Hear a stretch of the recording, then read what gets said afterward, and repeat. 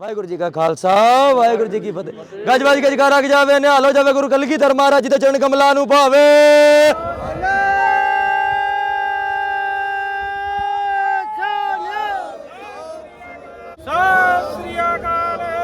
India और पाकिस्तान में tension तो थी जब ऐसे कुछ सिचुएशंस क्रिएट हो गई थी, बट वो इसका इतना इफेक्ट नहीं पड़ा, हमको कोई दिक्कत नहीं आई आज सच।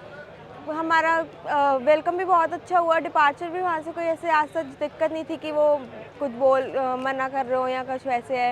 ਅਸੀਂ ਇੰਡੀਆ ਦਿੱਲੀ ਤੋਂ ਆਏ ਹਾਂ ਤੇ ਜਿਵੇਂ ਹੀ ਅਸੀਂ ਪਾਕਿਸਤਾਨ ਦੀ ਧਰਤੀ ਤੇ ਪਾਵਨ ਧਰਤੀ ਤੇ ਐਂਟਰ ਹੋਏ ਹਾਂ ਤੇ ਜਿੰਨਾ ਅਸੀਂ ਸੋਚਿਆ ਸੀ ਉਸ ਤੋਂ ਦੁੱਗਣੀ ਸਾਨੂੰ ਮੁਹੱਬਤ ਮਿਲੀ ਹੈ।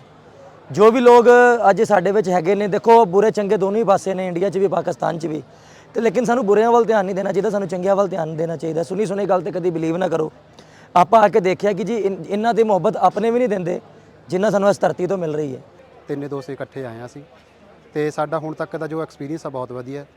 ਜੋ ਵੀ ਮਤਲਬ ਉਰੇ ਆਏ ਅਸੀਂ ਬਹੁਤ ਵਧੀਆ ਸਵਾਗਤ ਕੀਤਾ, ਜਿੱਦਾਂ ਵੀ ਸਾਡੇ ਨਾਲ ਵਧੀਆ ਤਰੀਕੇ ਨਾਲ ਗੱਲ ਕਰ ਰਹੇ ਸੀਗੇ, ਲੰਗਰ ਪਾਣੀ ਵਧੀਆ ਛਕਾਇਆ ਤੇ ਸਾਨੂੰ ਇੱਧਰ ਆ ਕੇ ਬਹੁਤ ਵਧੀਆ ਮਹਿਸੂਸ ਹੋਇਆ ਤੇ ਕੋਈ ਕਿਸੇ ਤਰ੍ਹਾਂ ਦੀ ਡਰ ਭਾਵਨਾ ਨਹੀਂ ਲੱਗਿਆ ਤੇ ਅਸੀਂ ਤਿੰਨੇ ਦੋਸਤਾਂ ਨੇ ਆਪਣਾ ਜੱਥੇ ਦੇ ਨਾਲ ਵੀਜ਼ਾ ਲਗਵਾਇਆ। ਕੋਈ ਕਿਸੇ किस्म का सानू कोई डर पै नहीं। पाकिस्तान इंडिया जंग के बाद ये पहला इवेंट है कि इंडिया से यात्री पाकिस्तान में तशरीफ़ लेके आए हैं।